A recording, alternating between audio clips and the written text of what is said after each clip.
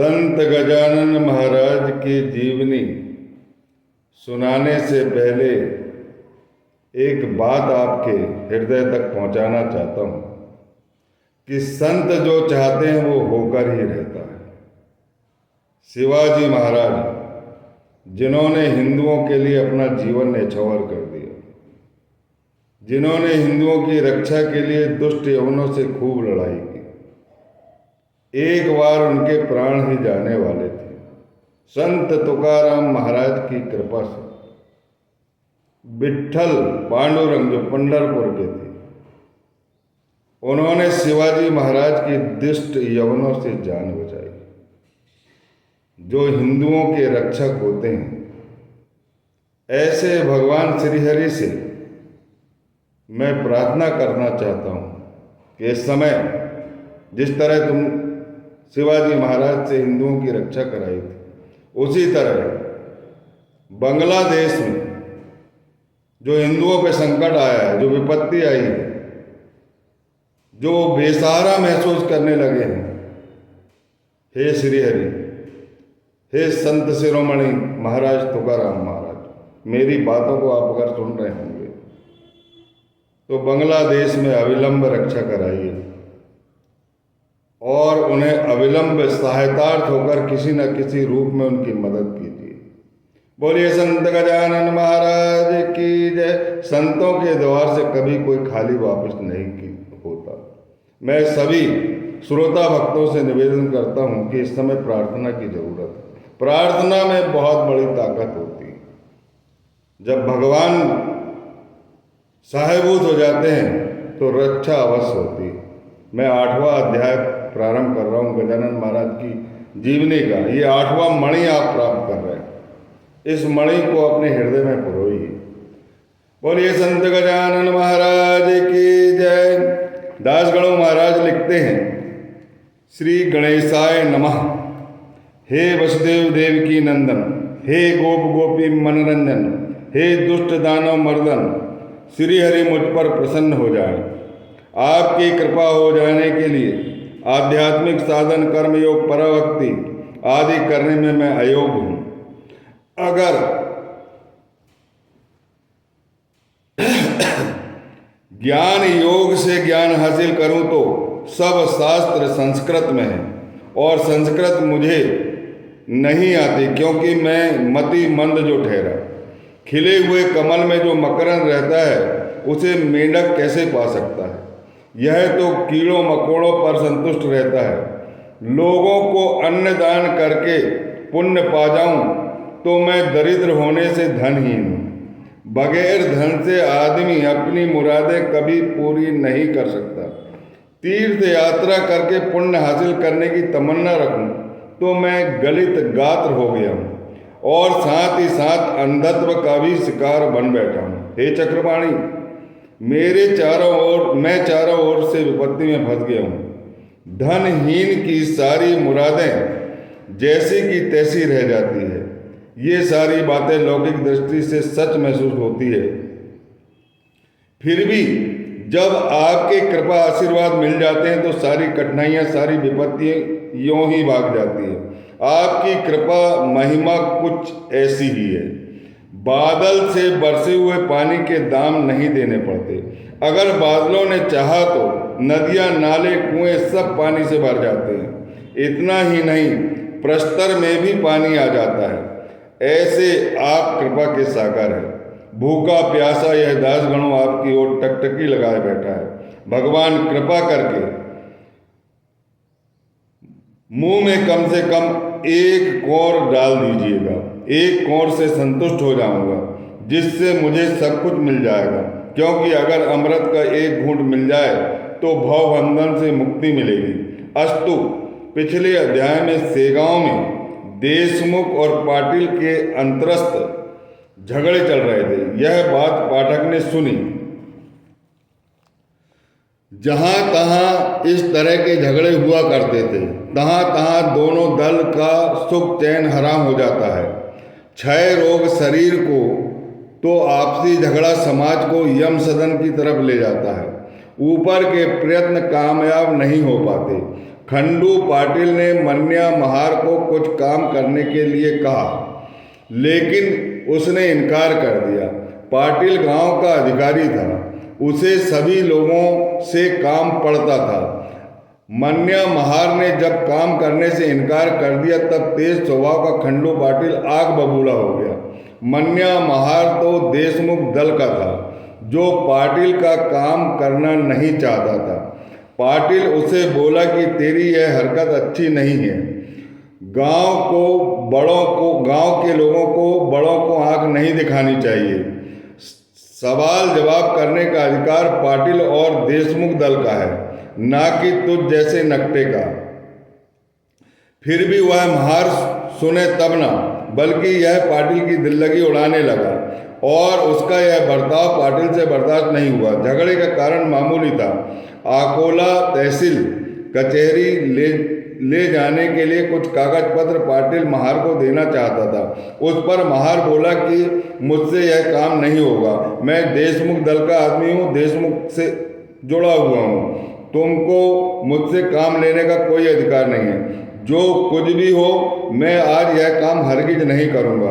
तुम्हारा कहना मैं होली का शोर समझता हूँ। साथ ही साथ उसने बोम लगाने का भी हाव भाव किया। महार की यह उक्ति और कृति देखकर खंडू पाटिल आपे से बाहर हो गया और उसके हाथ में जो लकड़ी थी उसका महार पर जोर से प्रहार किया। बलपूर्वक प्रहार होने से महार का हाथ टूट गया और बेहोश होकर वो जमीन पर गिर पड़ा। बाद में वह काम किसी और महार ने किया। इधर बाद में क्या हुआ, अब उस कथा को सुनिए। बेहोश पड़े हुए महार को उसके आप्तों ने देशमुख दल तक पहुंचाया, देशमुख सदन तक पहुंचाया। महार का टूटा हाथ देखकर देशमुख को मन ही मन हर्ष हुआ। उसने सोचा कि हाथ लगे अवसर से मैं अवश्य लाभ उठाऊंगा। देशमुख को झगड़े के लिए यह एक अच्छा मौका मिला। देशमुख महार को पुलिस थाने ले गया और खरी खोटी झूठी साची रिपोर्ट लिखवा दी। जहां दो दलों में झगड़ा होता है, वहां बात का बतंगड़ हो ही जाता है। महार की फरियाद रिपोर्ट लिख दी गई और पाटिल को पकड़ लाने की आज्ञा जारी हो गई। यह समाचार सेगांव में फैल गया। लोग बोलने लगे कि खंडू पाटिल को अब हथकड़ियाँ लगेगी। खंडू पाटिल को खबर लगी तो वह घबरा गया। वह चिंतित हुआ। उसके मन में ख्याल पैदा हो गया कि जिस सेगांव में मैं शेर के समान आज तक रहा हूँ, भगवान अब मुझे हथकड़ी लगने वाली है। एक इज्जतदार आदमी के लिए अपमान मृत्यु से भी भयंकर होता है। सारे बंधु भी घबरा गए। किसी को कुछ तरकीब नहीं सूझी। खंडू तो निराश होकर बैठा। उसको महाराज का स्मरण आया। महाराज ही इसका कोई इलाज करेंगे, क्योंकि सारे विदर्भ में महाराज के सिवा अन्य कोई त्राता नहीं है। लौकिक प्रयत्न करने के लिए उसके बंधु अकोला आए और रात के समय पाटिल महाराज के पास तुरंत पहुंचा। आते ही प्रणाम करके बैठा और नम्रता से बोला कि महाराज, मुझ पर अब संकट आ गया है। शासन का काम करने से इनकार किया, इससे मैंने मन्या महार को हाथ में लकड़ी जोर से मार दिया, जिससे उसका हाथ टूट गया। उसका यह नतीजा हुआ कि देशमुख ने बात का बतंगड़ बना दिया, झूठी सच्ची रिपोर्ट लगा दिया। अब मुझे हथकड़ी लगने वाली है, कैद भी होगी। महाराज, मेरी इज्जत आपके हाथ में है। आपके बिना मेरी रक्षा कौन करेगा? कल राजदूत मुझे ले जाने के लिए यहाँ आएंगे और ऐसा सुना है कि मुझे हथकड़ी भी लगाएंगे। तो महाराज, यह तलवार लो और मेरे सिर को काट दो। गृहस्थ को बेइज्जती मृत्यु के समान होती है। मेरा अपराध इतना बड़ा नहीं है जितना बतंगड़ हुआ है। महाराज, मेरी प्रतिष्ठा की रक्षा आपके हाथ में है। अब जब अभिमन्यु रण में मृत्यु हो गई थी, तब अर्जुन ने जयद्रथ का वध न करूं इस चिंता में भस्म हो जाने की प्रतिज्ञा ली थी। तब हे भगवान, आप ही ने उनकी रक्षा की थी। प्रभु, सती द्रौपदी के तारनहार आप ही हैं। मेरी प्रतिष्ठा रूपी पांचाली देशमुख कौरव सभा में नग्न करने के लिए आए हैं। अब आप ही मेरी रक्षा करने में समर्थ हैं। पाटिल एक तरफ महाराज से ऐसा कहता जा रहा था, दूसरी ओर से उसकी आंखों से प्रेमश्रु की धाराएं बह रही थी। पाटिल परिवार के सब लोग पहले से ही शोक मग्न होकर बैठे थे, जिसका वर्णन करते नहीं बनता। खंडू पाटिल की विकल स्थिति देखकर महाराज ने अपने हृदय से उन्हें लगाया और पीठ पर हाथ फेरकर शांत किया। बाद में वे बोले कि अरे, काम करने वाले लोगों पर ऐसा संकट आते ही रहता है, इससे हिम्मत नहीं हारनी चाहिए। चिंता मत कर, स्वार्थी प्रवृत्ति जब उदय होती है तब ऐसी कठिनाइयां आती है। स्वार्थी वृत्ति असली नीति नहीं जानती।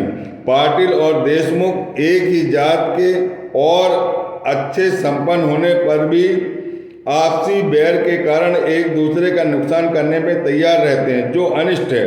कौरव पांडव में भी आपसी बैर ही रणांगण की तरफ खींच लाया था। फिर भी पांडवों का सत्य पक्ष आखिर विजयी हुआ, क्योंकि भगवान सत्य के पक्ष में सहायभूत होते हैं।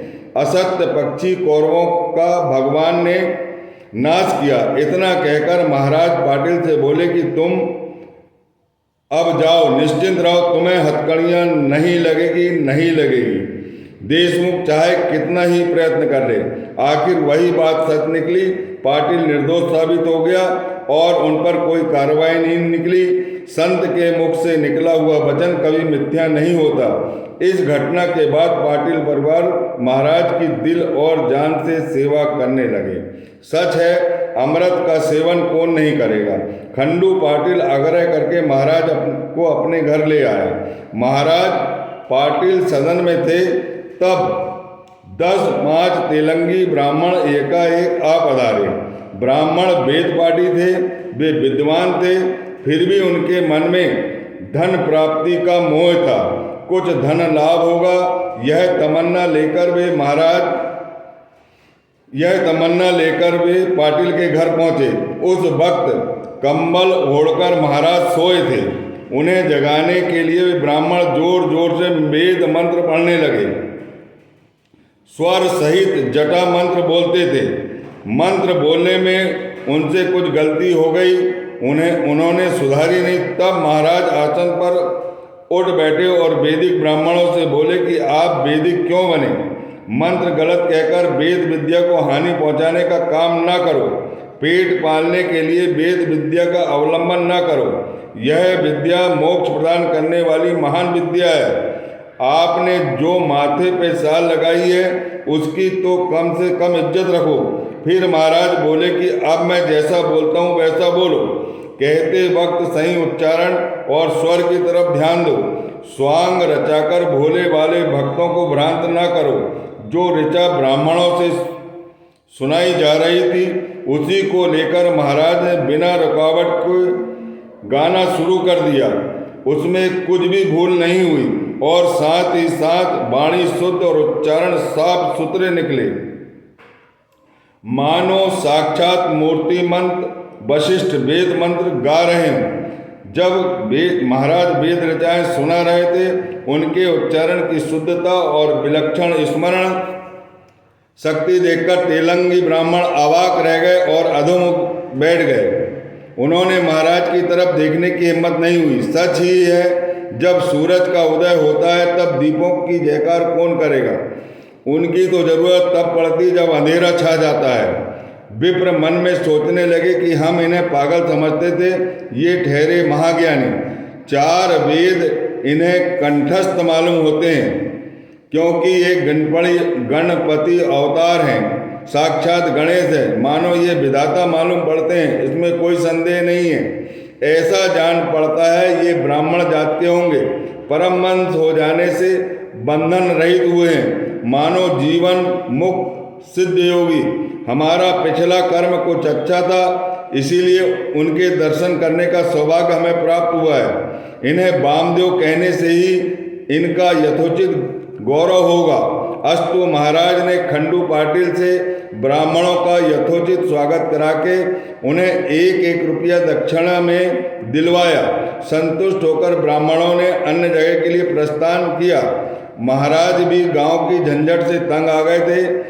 ये श्रोतागण असली संत लोगों से के सताए जाने पर उनसे ऊब जाते हैं, लेकिन नकली संत तो उसे आभूषण मानते हैं। सेगांव की उत्तर दिशा में एक सुंदर बाड़ी थी जिसमें खूब सारी सब्जियां थी। एक कोने में सुंदर शिवजी का मंदिर था। नीम के बहुत से पेड़ होने के कारण छाया भी बहुत घनी थी और अच्छी थी। यह बाड़ी कृष्णा जी पाटिल की थी, जो खंडू पाटिल का छोटा भाई था।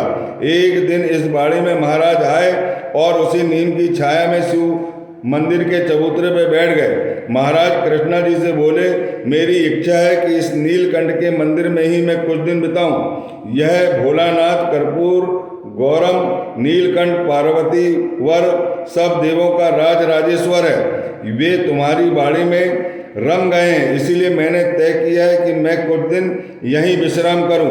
मुझे रहने के लिए मंदिर के पास एक छाया बना दो। यह सुनकर कृष्णा पाटिल बहुत हर्षित हुआ। उसने वहां पर 6 पत्थर लेकर तुरंत चबूतरे का निर्माण कराया।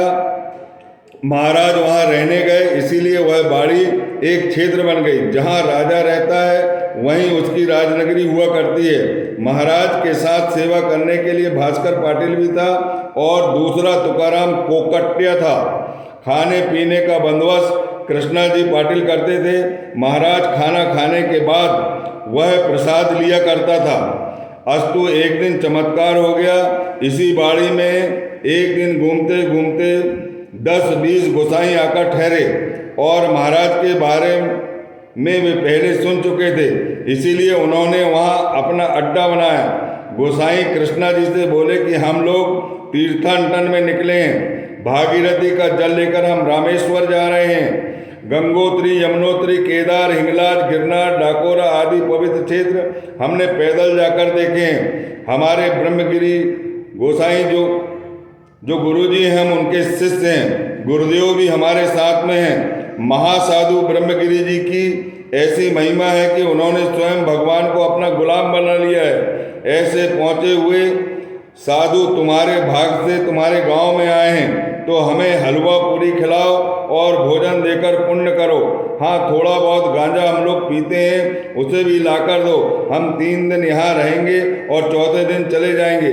पाटिल नाराज मत हो, ऐसा मौका भाग से मिलता है। सच कहा जाए तो तुमने एक नंगे पागल को पाल पोस कर रखा है, इसे खिलाने से कोई फायदा नहीं है। गधे का लालन पालन करते हो और गौ माता को लात से ठुकराते हो। तुम्हारा यह बर्ताव अच्छा या बुरा है, इसका तो तुम ही ख्याल करो। हम वैराग्य संपन्न गोसाई ठहरे, जो वेद विद्या से विभूषित हैं। अगर आप लोग चाहते हो तो हमारे अड्डे में कथा सुनने के लिए आओ। यह सुनकर कृष्णा जी बोले कि मैं आपको हलवा पूरी कल खिलाऊंगा। आज तो ज्वार की रोटियां हैं, उसी पर संतोष कीजिए। गांजे का बंदोबस्त होते ही मैं आपको गांजा दूंगा, क्योंकि भगवान कंठ नील नजदीक बैठे हैं। दोपहर को गोसाई बेसन और ज्वार की रोटियां खाकर अपनी भूख को शांत किया। महाराज के सामने ही गोसाइयों ने अड्डा जमाया था। उनका जो ब्रह्मगिरी नाम का गुरु था, महंत था, उसने शाम के वक्त भगवत गीता पर प्रवचन शुरू किया। महंत के शिष्यगणों के साथ गांव के कुछ लोग प्रवचन सुनने के लिए आए। नैनम छिदंती इस श्लोक पर प्रवचन हो रहा था। ब्रह्मगिरी तो पूरा ढोंगी था, गुरु बना हुआ था। साधक होने पर भी उसे प्रतीति उसको शून्य थी। उसका प्रवचन सुनकर सुनने वाले आपस में बातचीत करने लगे कि यह केवल शब्द छल है, ना कि स्वानुभव के बोल। प्रवचन का हिस्सा सुनकर लोग महाराज के सामने आकर बैठ गए। लोग आपस में बोलने लगे कि शब्द छल उधर हुआ, यहाँ तो साक्षात स्वानुभव आत्मानुभूति प्राप्त साधु बैठा है। उधर इतिहास सुना, यहाँ सत्य घटना देखी। लोगों का यह बर्ताव देखकर महंत क्रोधित हो गया। सारे गोसाई गांजा पीकर अपनी धुन में मस्त हो गए, मानो साधना के बजाय गांजा ही उनके लिए सर्वस्व था। पर महाराज पलंग पर बैठकर चिलम पी रहे थे। चिलम भरने का और सुलगाने का काम हमेशा भास्कर पाटिल किया करता था। अचानक अनजाने में एक चिंगारी पलंग पर गिर गई। किसी ने उसे देखा नहीं। कुछ देर बाद पलंग चारों ओर से जल गया। यह देखकर भास्कर, जो महाराज का अनन्य भक्त था, उन्होंने महाराज से बोला कि महाराज, पलंग छोड़कर नीचे आ जाइए। यह पलंग साग लकड़ी का है, जल रहा है। लकड़ी तो पानी के बगैर बुझेगी नहीं। उस पर महाराज बोले कि बुझाने की कोशिश मत कीजिए, इसके लिए पानी मत लाना। महंत की तरफ इशारा करके बोले कि उस ब्रह्मगिरी महाराज को मेरे पलंग पर बैठाइएगा। आप तो भगवत गीता अच्छी तरह जानते हैं। जो कुछ लोगों को सुनाते हैं उसका असलीपन सिद्ध करने के लिए भगवान ने मौका दिया है।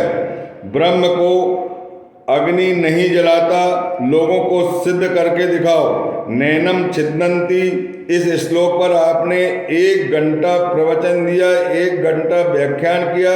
इस जलते पलंग पर बैठने में आनाकानी क्यों कर रहे हो? महाराज भास्कर से बोले कि इस महंत ब्रह्मगिरी को मेरे पास पकड़ के लाओ और इस जलते पलंग पर बैठा लो। आज्ञा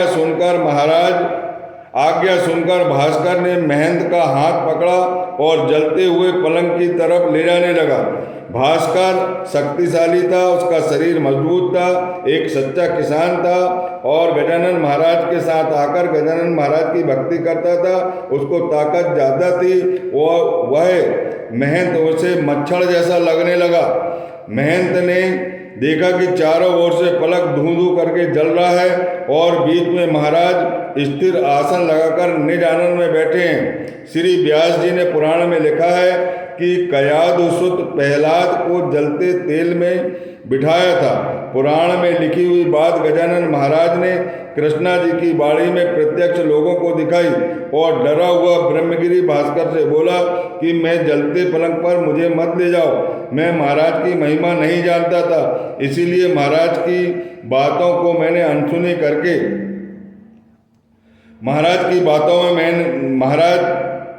मैं अनसुनी करने लगा और महंत की बात अनसुनी करके कृष्णा जी उसे घसीटते हुए महाराज के सामने खड़ा किया।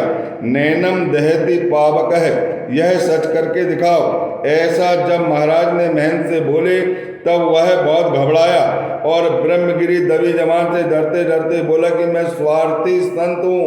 हलवा पूड़ी खाने के लिए, गांजा पीने के लिए गोसाई बना बैठा हूँ। शांति धाम मुझसे जो अनंत अपराध हुए उसके लिए मैं तृणवत क्षमा याचना चाहता हूँ। मैंने भगवत गीता मुख से रटी, ना कि उसमें जो चिरंतन सत्य है उसकी अनुभूति लेने का कभी प्रयत्न नहीं किया।